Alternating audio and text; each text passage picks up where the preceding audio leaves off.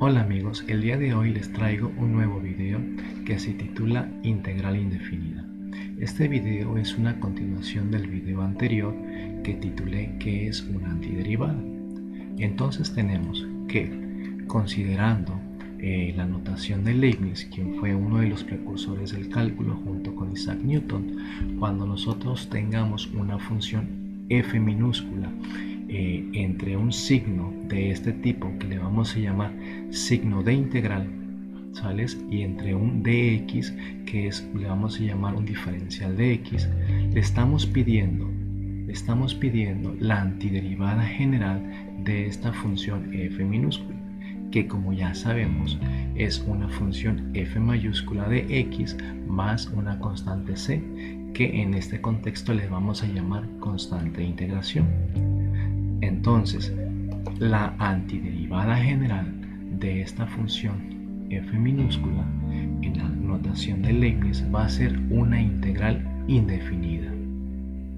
Bien, pasemos entonces a la siguiente diapositiva, donde tenemos una regla para utilizar cuando el integrando, es decir, esta función f minúscula, tenga una cierta estructura. Entonces nos dice, es precisamente un teorema y se llama la regla para la potencia.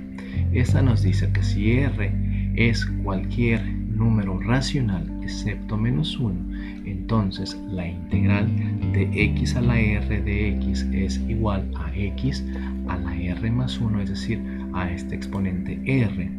Si que es un número racional, le vamos a sumar más 1 y vamos a dividir este resultado entre r más 1 y le vamos a añadir la constante de integración. De esta manera entonces estamos encontrando la antiderivada general de x a la r, o en nuestra nueva notación estamos encontrando la integral indefinida de x a la r. Bien, aquí tenemos el ejemplo precisamente que habíamos visto con las antiderivadas. La función f minúscula era de la forma 4x a la 3. Entonces, como esta función aparece entre el signo de integral y el de x, lo que tenemos que hacer es sumarle al 3 un 1. Entonces tenemos 4x a la 3 más 1 y vamos a dividir entre 3 más 1 más la constante de integración. Simplificando un poco, sabemos que 3 más 1 es 4, entonces nos queda 4 entre 4, eso nos puede dar 1 y entonces podemos cancelar o simplemente decir que es 1 y el resultado final sería x a la 4 más c. Bien, en este siguiente ejemplo el integrando es un poquito más complejo. Como ven, tiene 3 términos. Entonces, una de las cosas que yo suelo hacer antes de integrar, independientemente del tipo de integrar, es tratar de simplificar el integrando, que es esto que está precisamente en azul. Entonces, el siguiente paso es simplificar. Para ello, dejamos este 3 en el numerador y este x al cuadrado que está en el denominador lo podemos subir como x a la menos 2, de esta manera. Recordamos entonces que el siguiente término era x a la 100, ese lo dejamos tal y como está, y finalmente este último término es raíz cúbica de x. Esta raíz cúbica de x la podemos expresar como x a la 1 entre 3. En general, si yo tengo cualquier número, por ejemplo, si es n el número, esto me quedaría como x a la 1 entre n. Todo esto multiplicado por el diferencial de x. Entonces, una vez que ya hemos hecho esta parte, podemos pasar al paso de la integración, utilizando el teorema de la regla de la potencia. Entonces, el primer término nos queda un 3 por x elevado a la menos 2 más 1, dividido entre menos 2 más 1, es decir, nos quedaría 3 por x a la menos 1 entre menos 1. El siguiente término es x a la 100, nada más tenemos que sumarle un 1 al 100 y dividir entre 100 más 1, que es precisamente esto. Finalmente tenemos x a la 1 entre 3. 1 tercio más 1 tendríamos que hacerlo, pero lo podemos hacer como 1 tercio más 3 tercios. Es precisamente lo mismo, entonces nos queda x a la 1 tercio más 3 entre 3 entre 1 tercio más 3 entre 3 más la constante de integración. En este punto la integral y ya está contestada, ya está resuelta, podemos decir que este es el resultado. Ahora, a veces nosotros queremos simplificar un poquito más nuestras notaciones para que se vea de forma un poquito más agradable o más resumido, más sencillo el resultado. Entonces podemos seguir simplificando este resultado que ya tenemos. Entonces tenemos que este 3 lo podemos dejar tal y como está. El menos 1 que está en el denominador multiplica el 3, nos quedaría menos 3 por 1 entre x, porque esta x a la menos 1 la podemos poner en el denominador, ¿sales?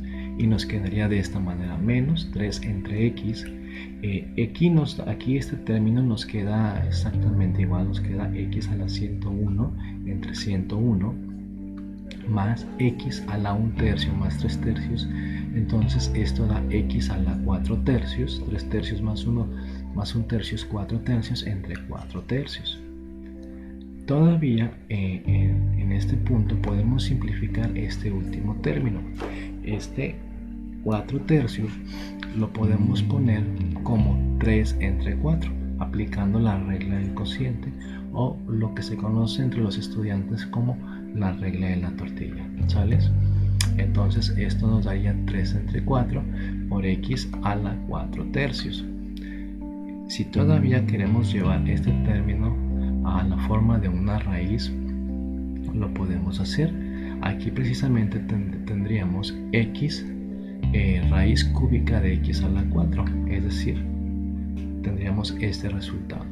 Entonces tenemos los tres términos que salen de la integración más la constante de integración.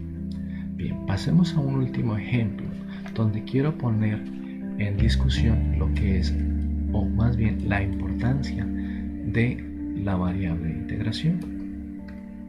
En este ejemplo tenemos la integral de x al cuadrado diferencial de z. Ojo, en este ejemplo z es la variable de integración, entonces x al cuadrado, la variable x, es una constante dentro de esta integral, por lo tanto la podemos sacar fuera del signo de integración o fuera de la integral, y lo que nos queda como integrando es nada más el diferencial de z. ¿Ok? Entonces continuamos resolviendo esta integral, bajamos el x cuadrado, esto es igual a x al cuadrado, por el resultado de esta integral. El resultado del diferencial de z es z más la constante de integración. Entonces este es el resultado de esta integral. Ahora, si multiplicamos x al cuadrado por z, obtenemos este primer término más x al cuadrado por c. Obtenemos lo que hemos definido como k, lo cual estamos llamando como una nueva constante de integración. Al final yo sé que x cuadrado por c sigue siendo una constante, entonces yo le puedo llamar de otra manera. ¿Cómo yo sé que este resultado es correcto? Bueno, pues recordamos que si yo derivo el resultado de esta integral con respecto a la variable de integración, me tiene que dar el integrando.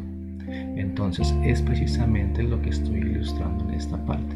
Cuando yo derivo esto, el z es la derivada de este primer término, nada más me da x al cuadrado, porque la derivada de z con respecto a z es 1, entonces me queda x al cuadrado, más la derivada de k con respecto a z, pero k es una constante que no depende de z, entonces esto me da 0. Entonces esto me dice que cuando derivo el resultado de la integral, obtengo lo que es el integrando, y esto me indica que el procedimiento ha sido correcto. Bueno, hasta aquí voy a dejar este video.